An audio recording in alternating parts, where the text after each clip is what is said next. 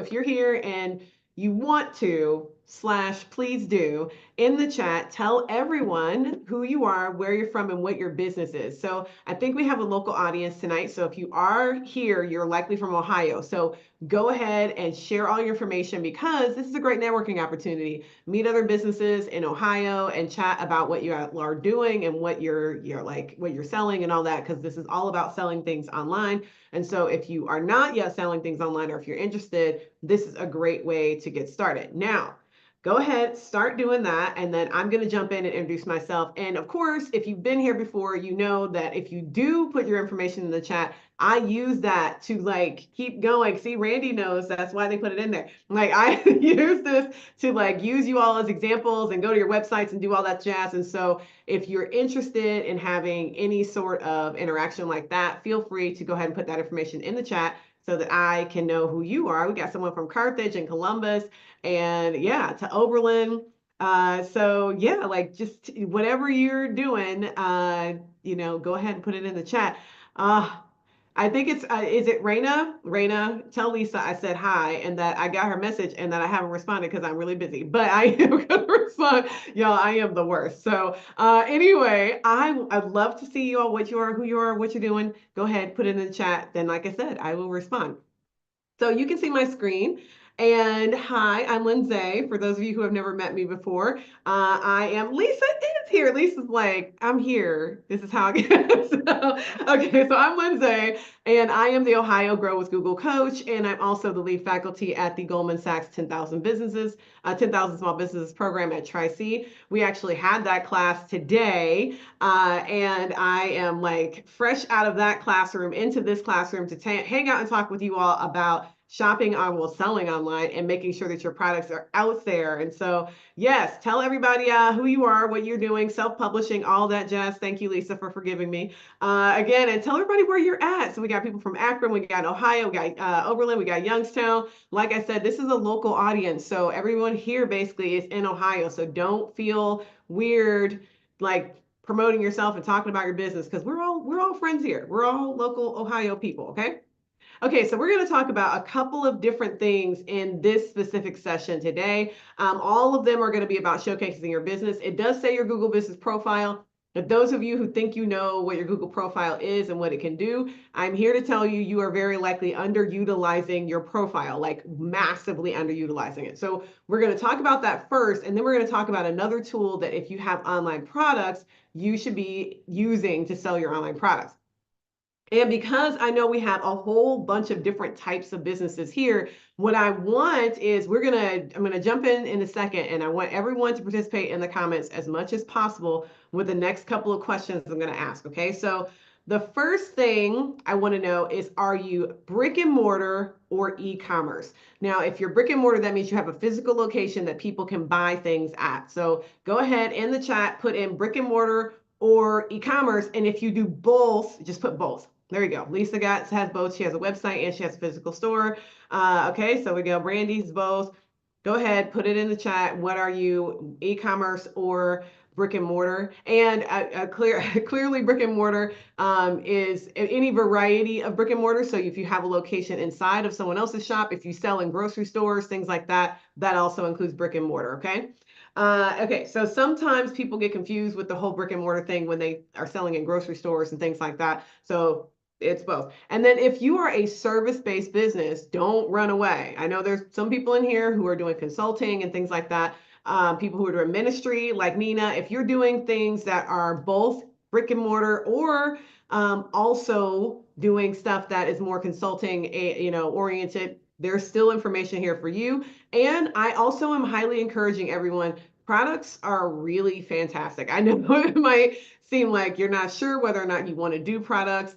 Y'all, products are your friends. And I'm going to use Tom as an example because Tom is a really good example of someone who has brick and mortar and their own physical location, but then he also sells products in grocery stores. So he has products in grocery stores, he has products in his own shop, and he has something online. So if you're in one of those positions where you kind of do a bunch of different things, we're going to cover a lot of those options in this session. So don't worry, we're going to talk about all the different ways We have someone from Carlsbad. Love that. Welcome. And so all the different ways that we can kind of use the tools that we have to sell to different audiences in different ways. Okay. So this is a question we should be familiar with because I ask it all the time. What are the three things you wish people knew about your business? What are the three things that and when I say wish you knew, I don't mean like I sell wine or I sell yarn. I don't mean that. I mean like you have at your core something that makes your business different from other people who do similar things to what you do. What is that? What are the things that like if people knew that they don't have to know how to knit or crochet in order to use the products that I sell. Like that we can either teach them or we have hobby equipment so people can make like little stuffed animals with minimal skill. Like if they knew that, then they would come into the store. So it's not really about your products so much as it's the stuff that like relatively speaking, people don't even realize that they can get. So what are those things? Go ahead in the chat. Tell me if you can think of what they are. What are those three things? And what we're going to try to do is actually incorporate those things into how we talk about your business online. Because often the thing that you're not getting found for is the thing that people are kind of maybe even shying away from your location or shying away from anyone who does what you do because they don't know about this thing. They don't know that you offer this. They don't know you offer it that way, that sort of thing. So tell me as much as possible. What are those things that you just wish people knew? Go ahead. Okay. That you have inexpensive yarns as well as the pricey stuff. That's a really good one. Hand cut, one of a kind jewelry pieces. Love that, Nina. So people don't know that you can like get a custom piece of jewelry made or a candy dish or okay. From, oh wow. I mean, read further from vintage platters, candy dishes, and cake plates. That is awesome. So like you could be wearing a piece of history that was made directly for you. Love it. Community that's inclusive. Everyone can be taught to crochet. Yes, everyone can be taught to crochet and knit. They even have tools that are inclusive if you're missing fingers or a hand. And then there's a wide range of prices. These are all great. So I want you to keep those things in mind. If you haven't put them in the chat yet, don't feel left behind. You still can put them in the chat. Go ahead. What people don't know about travel agents, I think, Latoya, y'all, I was such a huge fan of using travel agents because you just don't know how much time and energy they can save you. And then they don't charge you anything. Like for this is it's a free service. It's kind of fantastic. Okay, so let us talk about this organization here in Michigan. It's called Woodward Throwbacks. Again, you may have heard of them before because we used them in other workshops as an example. To me, they're also a really good example if you ever want to check them out. They have a fantastic YouTube channel. So if you are interested in seeing how you can do a bunch of different, like do YouTube in a different way than what people think traditionally can be done with YouTube. This is a physical business that has physical products they sell in the physical world, but they also have a YouTube channel where they promote things and they have a following that's actually all over the world. So it's really possible to do both. It's possible to do both. So the reason why we're profiling them is because they have a really effective Google business profile. And what we want to be thinking about for ourselves is how we can have a really good, effective Google business profile for our business. Now, first things first, I want you to realize that the name in your Google business profile is up to you, right? So if the name of your business is For You, like the, FOR and then EWE, which is the name of Lisa's business, then you would want to put For You in the title. But let's pretend that there's another business called For You, and that business is located in Carlsbad, California. So then what Lisa might want to do in the title of her business is that she might want to put For You Overland, Ohio in the title, like in the name of the business, because there is another business with a similar name located in a completely different place.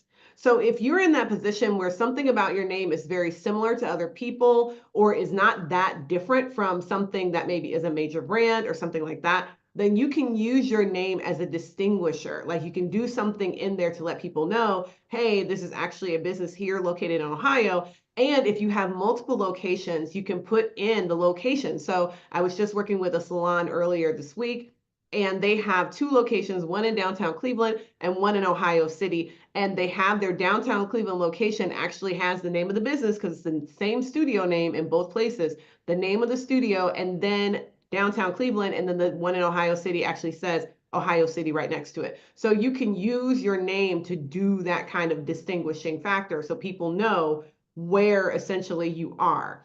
Now, if you have, like Greg has, brick and mortar and online across the country, you might be thinking, well, I don't want people to feel like, well, that, if they're looking at this and it says Oberlin, Ohio, that the only way they can buy from me or the only way they can reach me is to come into the store. Well, the good thing about this profile is that it actually prioritizes your website.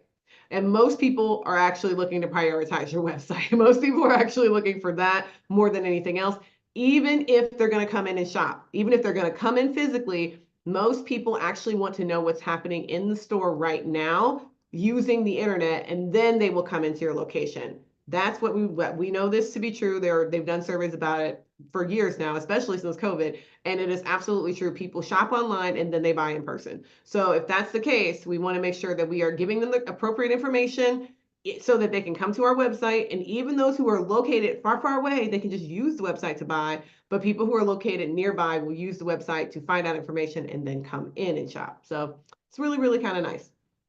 So this is the reason why your Google profile is very useful to you. For everyone here, near me in stock has grown 90% year over year. And this is actually 3 years ago. It's even bigger now. People want to know what is in stock, what is available right now near me. And since the majority of us here are product-based businesses, our Google profiles can actually tell people that information. It can let people know what's available, what's in stock near them. Now, if you were like Tom and you have a brick and mortar that's your physical location, and you also sell in stores that are not your personal physical location, you would not be able to control what those locations are doing about your stock. But what you can do is control what your website and what your Google profile say about what's currently in stock at your location. And that's why we're doing this workshop, is to explain how easy it is to control that information. So the first thing you need to do, if you have not already, is set up your Google profile. Your Google profile has tons and tons of power. It's lots and lots of utility. But the best thing we can do with that utility is use it. You would not believe how many people, I don't even want to ask, I'm not going to ask you if you have a profile or not. I'm going to assume that you do. But if you don't, it's really not that hard to do. I'm going to go back one step and let's walk through what you would have to do if you don't have a profile. The first thing you're going to do is actually go over to your Google. I'm going to just type in, it's right here, Google automatically. You are going to type in the name of your business. So let's say I'm going to use For You as an example. And so I'm going to type in For You, and I'm going to see, oh my goodness, there's a profile already existing for this business. And this is my business. I'm pretending that this is my business. I'm going to see that this exists, and then there's a button on here for you to claim it if it's yours. So own this business, you're going to say, yes, I own this business, and you're going to click that button. Now, Lisa has already done that, so you can't claim it, but I can't claim it either because she already owns it. But if you go and Google your business and it shows up and you actually see a profile, then you can claim that right now, right? That is the first way you can start a Google business profile. It's just by claiming the one that already exists with your name and your business associated with it. Okay, so go ahead. And then if you don't find your business there, then you're going to type in business.google.com. And when you go to business.google.com, well, I'm logged in. So it's going to go to your business manager. Let me go in the other direction. Google, let me see if I can make it do it for me. Google.com/business. Yes, okay, there we go. So business.google.com, if you're me and you already have a profile, all you have to do is type that in and it'll take you straight to your profile. If you don't have a profile, type in google.com/business and that will take you here. And all you have to do is hit the Start Now button and it will walk you through the registration process. For anyone who is wondering, it is completely and utterly free. It is not, there's no cost associated with your Google profile. It is free. It is easy and it is immediately personalizable. This is one of the reasons why your Google profile is so useful, is that you can change it whenever you want. It's one of the only platforms that you have that is a directory type platform that you control the data and you put the information in it directly and it updates pretty much immediately. one of the only ones. And it's definitely one of the only ones that's completely free and doesn't charge you to like get reviews and things like that. It's completely free and it's just always been free. Okay. So this is the reason why you want to go ahead and get that profile. You'll go through the verification process. It may be a little sticky to get through the verification process because just think of it this way. The point of it is, so you know how we went over to Lisa's channel or her page and we were looking at her page. The point of the verification process is so that any random person can't try to claim Lisa's business. And so it will go through 18 different hoops that you have to jump through in order to not be able to claim someone else's business and to make sure that no one else can claim yours. And so it's a verification process. Once you're through it, you're done. You don't have to do it again. But it can be, yes, Randy, it can take forever and it's okay because that's the whole point, is that it's verifying that it's you, because once it's yours, right? They're not, people say to me all the time, oh, well, Google took away my profile or I lost my profile or whatever. And it is never that. That's never actually what happened. What always is the case is that the profile is hidden. So one of the things when I say the profile is hidden, I mean, they are not logged into the right user account. So if you are logged in under the wrong email address, you will not see your profile when you go to log in. So that's the biggest issue people have, is that they log in using their personal email and then they go back to look for it using their business email and it's not there. Just check all your email addresses to make sure that it's there. I just had someone, 2 days ago, where I sat down with them. It was a 10KSB business and we walked through merging, like getting his identity on both profiles because he has a business email and a personal email. And he almost only is ever logged in as his personal email, but his business email is the one that actually had the profile. So I taught him how to add himself to the profile so that he would see it even when he was just logged in as himself. Now I'm going to show you that right now because it's really important that you all understand how to use your profile. So predictable results marketing is the name of my business. And when I just Google, literally, you saw me just type in the words. I did not put the internet address. I just typed in the words.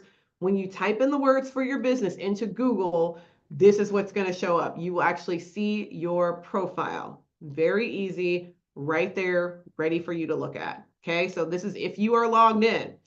If you are logged in and let's say you're Lisa and Lisa's in this with her shop manager, what if Lisa wanted to provide her shop manager with access to her Google profile so that the shop manager could actually manage some of this stuff with her, which I'm guessing is why the shop manager is in the workshop. If that's the case, all you have to do is click on those three buttons. I'm going to click on it again.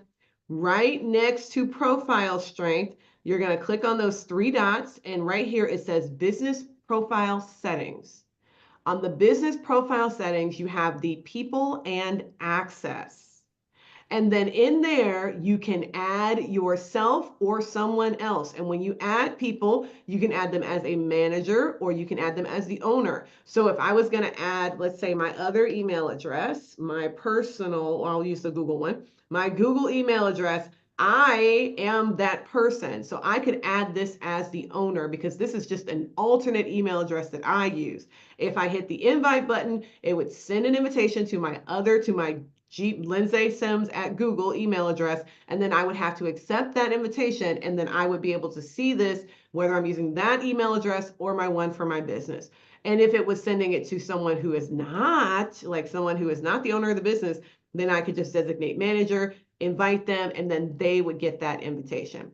The question is, do you have to use a, Lisa's like, tag Raina, you're it. So do you have to use Gmail? Yes, you do have to have either a Gmail or a Google Workspace email. So if you are using Google Workspace, you can use your Google Workspace email, but you have to have, it can be your personal email though. So it does not have to be a business email. No one ever sees the email address you use. So it doesn't matter whether it's your business one or your personal, okay? So you're going to, I'm showing you this for a reason. I want you to go in and make sure that you have added yourself, because I promise you, That is the second biggest issue I deal with is people saying, I lost access to my Google business profile, but they didn't. They just weren't logged into the right email address. And I say I resolved one of those issues earlier this week. I am not kidding. That is exactly what happens. People just have the wrong email address. So just put both, if you have two, just put both on the one account. So you're not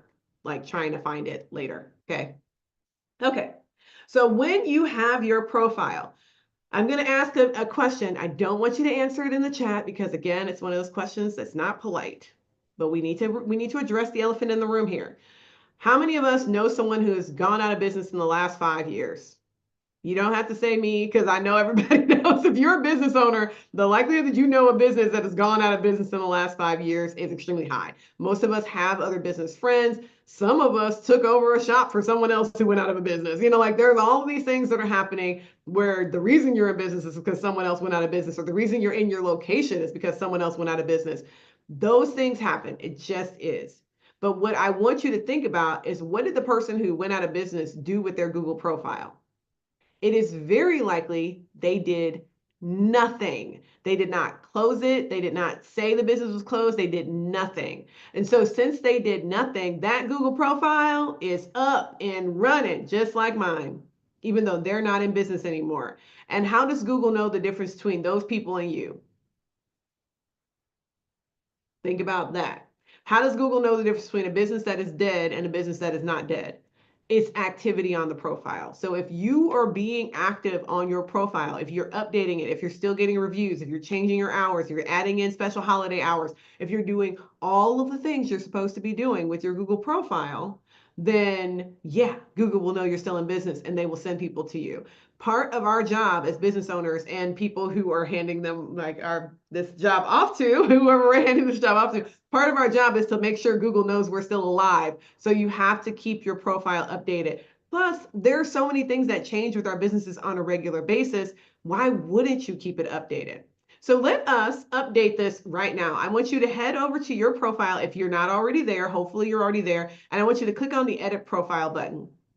Now, you should not change the name of your business unless it has actually changed. I am going to be changing the name of my business and changing my logo and all that stuff because I've officially done it on all my other social media accounts, and I just never did it on my Google profile. You know what? Why don't we do it right now? I'm a brave human. You guys, you're going to watch me change my profile. So I am now certified marketing with spelled correctly, pro. And if you hit the save button there, then it's going to edit. It's going to take a minute because that's a significant change. So it probably will not show up immediately today, but that is the new name of my business. I am still doing marketing, consulting, and education. And this needs to change though. This description is out of date now officially, right? Because I have just changed it. So what I'm going to do is I'm going to delete this and I'm going to go through the exercise I just took you through. So what are the 3 things that I wish people knew about my business? Part of the reason why I rebranded and am doing a different thing is because I am a certified marketing professional. Even though I did not have multiple degrees in marketing, I have multiple certifications and years of experience. And so what I want to do is actually help people like you all learn about marketing from someone who is a practitioner and a tested expert. So I have been tested. I have gone through 3, like, what is it, external certifications, been like had tests where people monitored me and all this stuff while I was taking them. And I've done the ones where it was pretty easy to take the certification. So I've done a bunch of them so that I could test my own knowledge and verify that I know what I'm trying to tell you, right? And so for me, I want people to know that this brand serves small business owners. And I'm going to say, even though all of you are product-based businesses, basically, I'm going to say specifically service-based businesses because that's my jam. Service-based businesses. This business serves that. We are certified marketing pros here to help you know the difference between marketing and trend following. So often for me, that's one of the biggest things that people do with marketing. My biggest thing is I'm trying to always make people stop chasing trends because trends are fun, but they're not actually useful. So I put that information in here. Now, this is the magic because I have not changed my profile yet. This is just me saying, I don't know, Google, what do you think? And I'm going to hit the suggest description button. So I gave it a little bit. This Cleveland, based in Cleveland, Ohio, certified marketing pro is a reliable resource dedicated to assisting small business owners, primarily service-based enterprises, with their marketing requirements. This company comprises a team of certified marketing professionals passionate about empowering their clients to comprehend the nuanced difference between effective marketing strategies and fleeting trends. Their goal is to ensure that the client has the tools and knowledge necessary to make informed decisions to drive long-term business growth. They got that from me giving them the three things. So that's why I said just take your three things and put them in the box and then have the suggestion. Do the magic suggest, the suggest description. And now I have this really good description of what my business does. Okay. So I want everyone to do that. If you're in your profile right now, go ahead, get a description written for your business right now. Do it. There's no reason to stop. Now, this phone number is inaccurate. I've changed it. So I'm going to see if I can find the phone number that is real.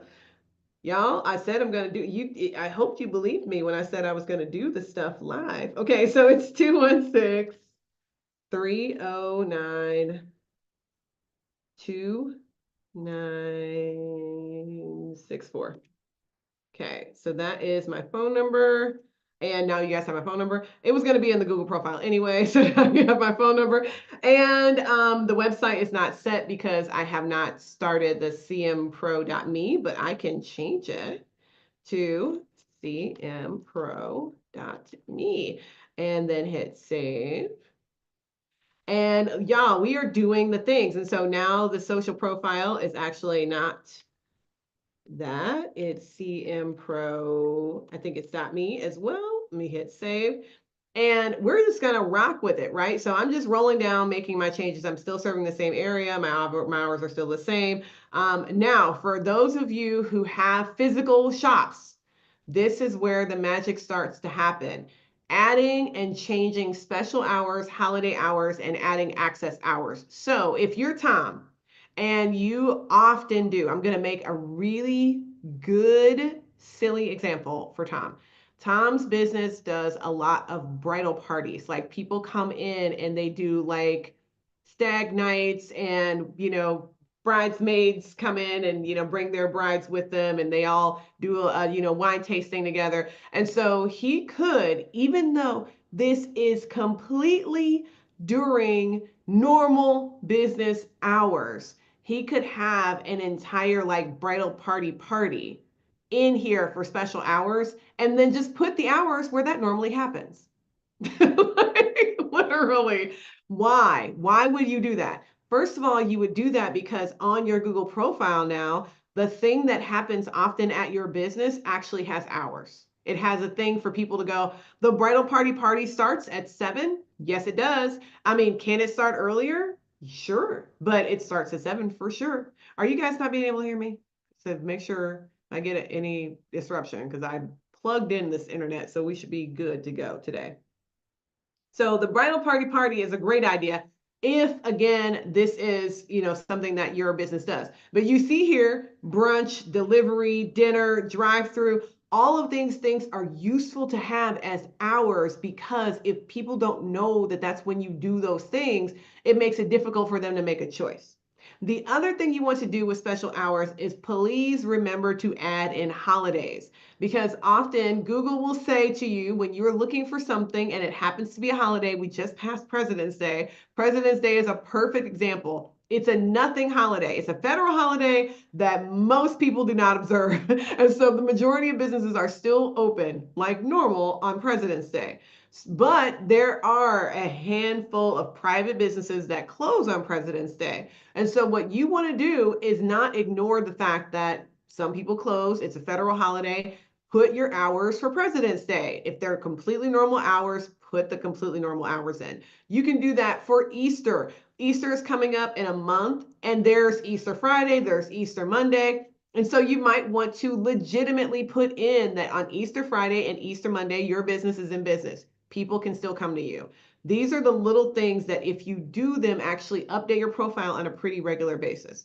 The other thing that you can do is add in attributes. This is one of those things that, again, are fully self-designated. There is nothing about this that is going to require a certificate or identity proof, but it is a way for you to add in things that are appropriate to your business. So if you're Asian owned, Black owned, disabled owned, Indigenous, Latino, LGBTQ, veteran, or woman owned, you can make that designation in your profile. And then why you're doing that is because there are people who are affinity groups, right? They essentially want someone who is a part of the same group as them to do business with. There is nothing wrong with that in particular. And the good thing is that if you happen to be one of those people, you can put that in there.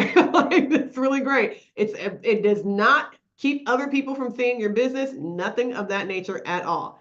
And then you can also add in if you have any sort of very friendly environment for LGBTQ plus people, you can actually put in there that that is something that if you've got the rainbow flag and the pink and blue flag in the door, you can put in here that you are an LGBTQ plus friendly business. You can always just add these little things to tell people more about why they should come and hang out with you, right? And if Brandy, that is fantastic. If one of y'all is Black and the other one is a woman, then you are part Black and woman owned. I will use my favorite example of this. It is a business that I just recently worked with like 6 months ago. They are a comic book shop and they have them as a woman and the other one is disabled. And so they were like, look at all the boxes we get to check. And I'm like, yes, because it's about the business ownership. It's not about you. It is about the business. So if the business is owned by someone who is a veteran, or so even if if your wife is a co-owner of your business, then your wife is the person who gets you get to use that to be an affinity, right? Just fantastic way for you to think about your profile. Okay, so you're going to update your profile. Make sure all of that information is updated as soon as you can. Like I said, go through and update it tonight. There is no reason not to. And then how these little identities show up is they actually show up with a little colorful banner next to it. And it just says identifies as woman owned. And as you see, it says identifies as because it is a self-designated identity, not checked by any third party at all. And I showed you how to do that already, so you actually know how to do it. I showed you your hours. You can update your hours. You can change your hours. All of those things are extremely important. Make sure that they're updated and that you're using holiday hours as much as possible because people don't know what they don't know.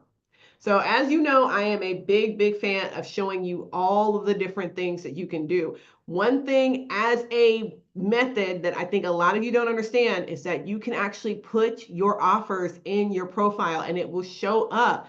And it will not just show up in the profile, it will show up on the map. And so if someone is looking for your thing and you have an offer going on right now, let's say that we're going into March and you have a spring sale that you're starting on March 1st, you can actually add that to your profile. So we're hopping back over to the profile and you're going to click on the little button that says add update.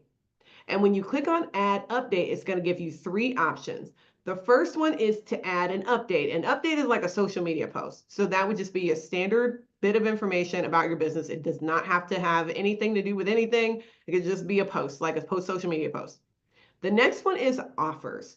Offers are amazing because you can actually put a start and an end date on them. So like I said, if you have your spring, let's say it's a spring clearance sale. So you have a spring clearance sale. It's going to start on March 1st and it's going to go through March 31st.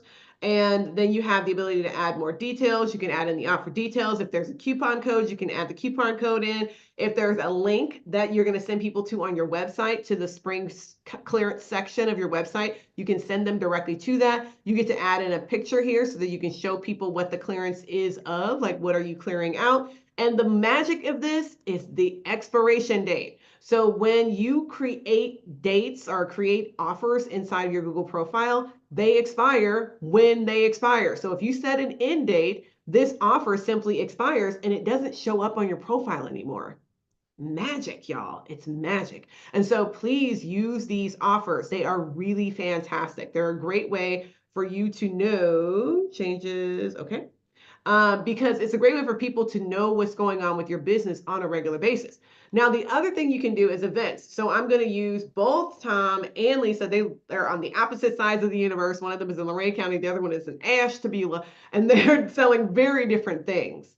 But they both have events at their locations. Some of those events are regularly scheduled events, and others of those events are going to happen random once in a while. Either way, you can leverage events on your Google profile. First of all, people are always looking for things to do. So if you are, let's say, Tom, and occasionally you have someone coming in to play music on a Friday, you can actually put that event in here as a concert. So you can say concert and then put the name of the band, and then you put the date, the time that they're actually going to be showing up, the end date and the end time, if it's like from 4:30 to 7:30 or whatever the time frame is, and then you put the details about the band. And if there is a place for people to pay, like if they have to buy a ticket, book, order online, something like that, then you can actually put that link in here. So if it's an event and it has an Eventbrite, you can actually put the Eventbrite in here.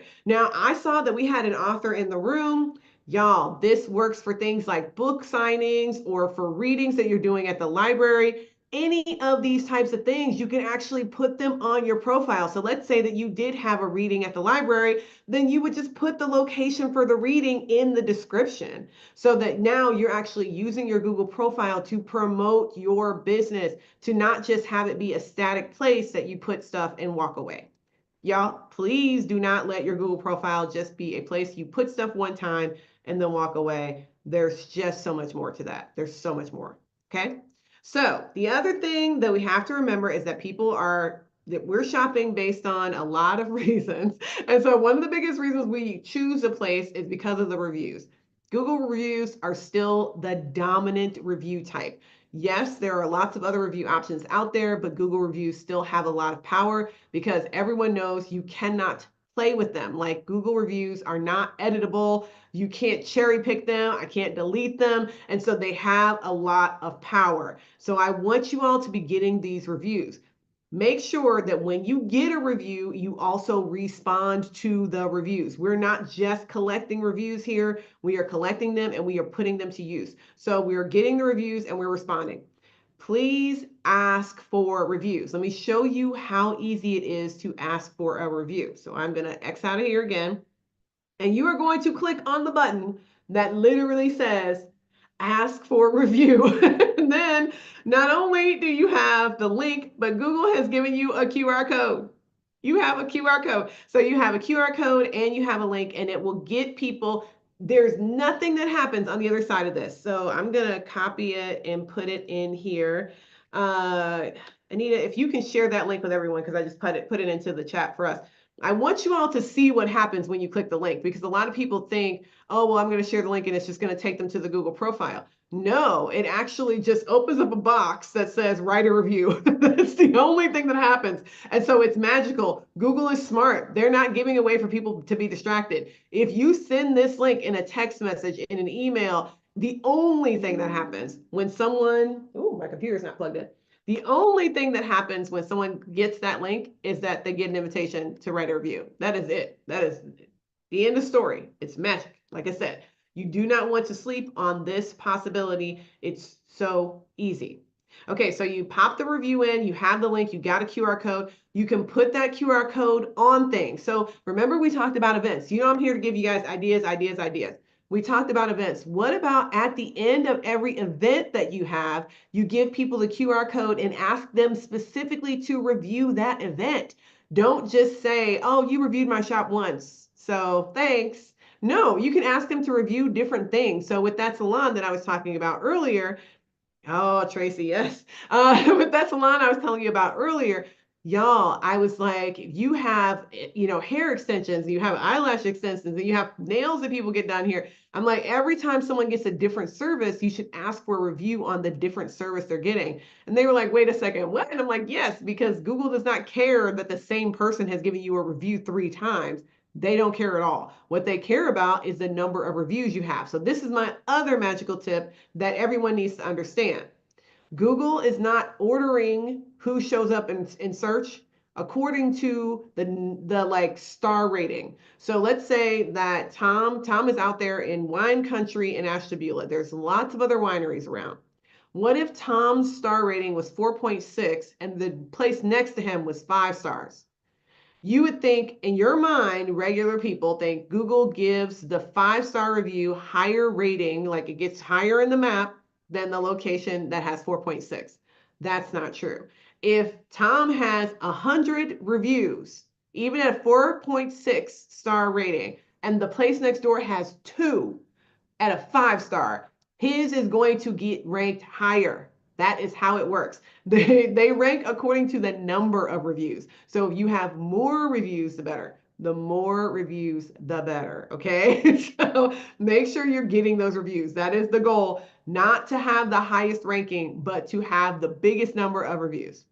Now let's get to the nitty gritty is getting your products on here. So if you did not know, you can actually get your products on your Google profile and they can be attached to your inventory. So if you are using an inventory management system of any sort, including the one I'm going to show you in a minute, then you can actually put your products on your Google profile in like 2 clicks and be done. It is amazing. So you can do it the manual way by editing your products, adding a photo, category, description. I'm going to show you that real quick because y'all know I believe in just showing you everything. So you can hit edit product and actually have a product in here just to show you what it looks like. This is not an active product.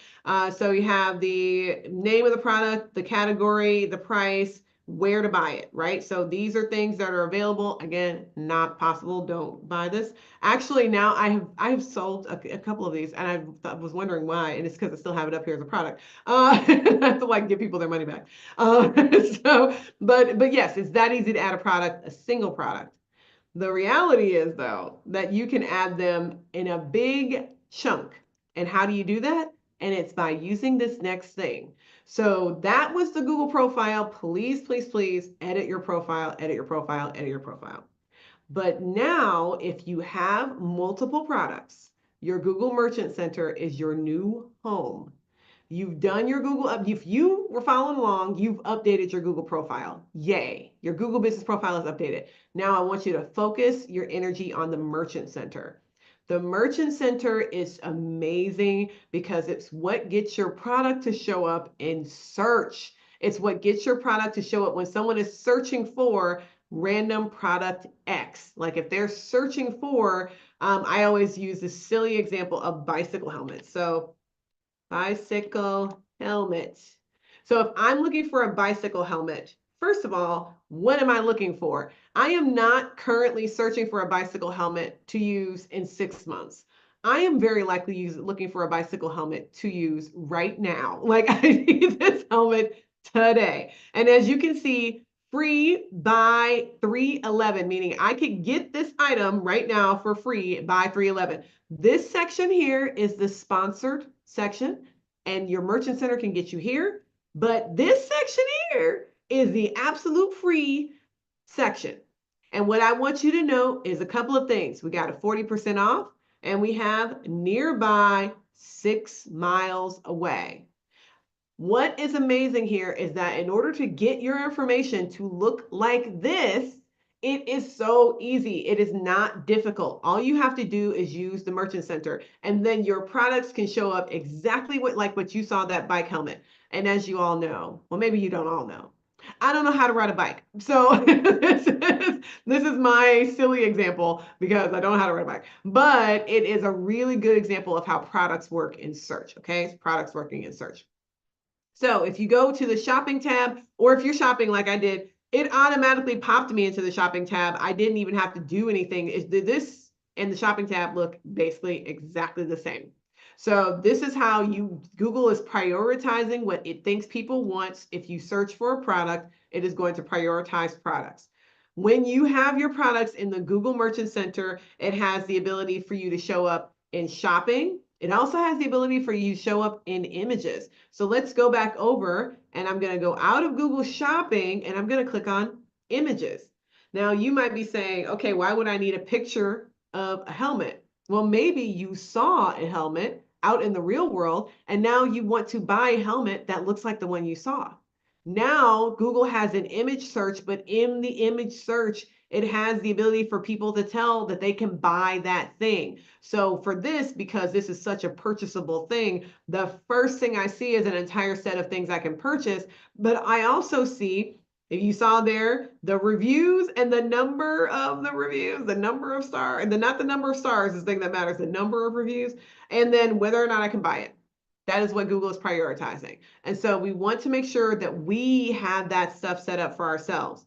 The easiest thing you can do is go over to the Merchant Center, create an account, upload your products, and then when you do, they will be showcased on Google. That is it. It is not hard. Those are the steps. If you have an e-commerce shop, so I'm going to go over to the Merchant Center, because y'all know I can't stand but to show and tell. And then I'm going to hit Google. It is like Google Merchant Center .google.com, and I always get it wrong, so I'm just going to go into, I'm going to go to their retail section, because if I go into merchant, it's going to log me into the Merchant Center, and I don't necessarily want to show you all the clients merchant centers that I work on, because that's a little bit detailed information. It's not my own information. Okay, so this is the Merchant Center. If you are interested in doing the Google Merchant Center, remember earlier when I said, type in business.google.com. This is what I meant by sometimes if you type that in, it'll take you to a page that's not the page you want. So typing in Merchant Center at Google or just Googling Merchant Center will get you here. This is where you can drive sales. Now your Merchant Center doesn't just do shopping and images, it also does YouTube. It goes so far.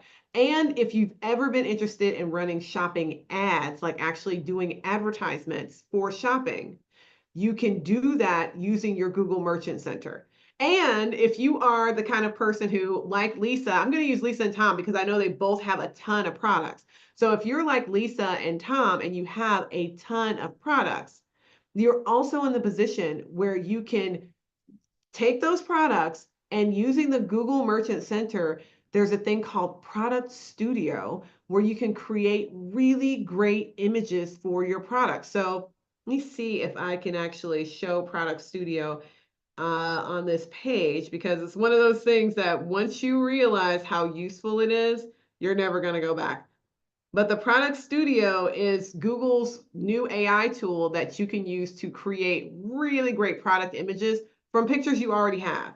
So no, it's not showing the Product Studio. You have to be inside of the Google Merchant Center in order to see it. So that's probably why they're not showing it, because it only applies once you actually have products in there. Now, in order to get your products in Google Merchant Center, you can add them manually. So as I showed over here, you can go in, create an account, and upload. But I'm going to ask, oh, somebody who's used the Product Studio. I love it. Okay, great. So Jasmine, thank you for that, because she just gave y'all a testimonial. The Product Studio really is awesome. So if you haven't looked at it yet, the Product Studio is your friend. But the reason why I want to bring all this up is because it's so easy to do. And once you've done it, you can go in and connect your Google Merchant Center to your Google profile, and then your business will actually show your products. Your Google profile will show your products from your Merchant Center on Google without you having to add all of your products manually. So it's really great because it can show up in shopping, it can show up on YouTube, it can show up in all of the places I talked about, but it also can populate those products in your Google profile. So now you've got 4 or 5 different places because you put everything in one spot. So the one spot I want everyone to prioritize is the Google Merchant Center. It is fantastic. And if you already have an e-commerce platform that you're using like Squarespace or Shopify, or I think even Wix now, BigCommerce, all of these commerce platforms that most of us are using, you can likely just import your products from that shop. It's amazing. So you don't even have to enter them manually ever. You can just connect them or import from your shop that you've already created. You already created all these pictures. You've already done all the descriptions. You can just take that and either download it as a CSV file, or you can connect it directly to the Merchant Center and have it ported over. Now, for everyone who is a Shopify user, I'm going to give you one big caveat. Shopify is a weirdly kind of annoying when it comes to the Google Merchant Center. They were one of the first ones to let you use the Google Merchant Center, and like with a plugin, made it really easy. The problem is that if you started the process on Shopify, meaning that you went on Shopify and you loaded all your products in and then you hit their button that said get your products listed on Google, it would create a new account for you using the email address you used to log into Shopify, which is bad because that email address is very likely not the one you're using for your Google profile and everything else. And so it would actually create a separate account that was not connected to all of your other stuff. And it was really annoying because then people would never be able to find their Google Merchant Center, because it's the same thing with your Google Merchant Center and your Google Business Profile. They're both log in via email. So if you aren't logged in under the right email, you will not see your Google Merchant Center. And with both of those, like I said, you can add someone else to be an administrator to help you with this process. So if you are interested in doing these things, again, the Google Merchant Center is completely free. This is not a paid tool, just like the Google Business Profile is completely free. So if you're interested in this, this is something you want to do, please head on over and make sure that you're like taking advantage of the fact that this stuff is there, available, and completely free. The Google Merchant Center has very few requirements. The number one requirement is that you have a security certificate on your website. So if you're not using a secured website, which most of us are because we're using a third-party platform like Shopify or Wix or BigCommerce, if you are, then you already have a security certificate, so you're good. Everything needs to have a return policy, but your return policy can be there. It's just a stated policy that you cannot make returns. That's also completely legitimate. So it doesn't have to be that your return policy is some like magical thing where everybody can return anything whenever. If you don't have online shopping, can you use the Merchant Center? Oh, so yes, you can use the Merchant Center without an online shop. So if you said you were brick and mortar and you don't have an e-commerce, this is actually your way of getting e-commerce. So let's pretend that you are a local bike shop that doesn't have your bikes online at all. If you wanted to, you could just upload your products one by one. So I'm going to go back.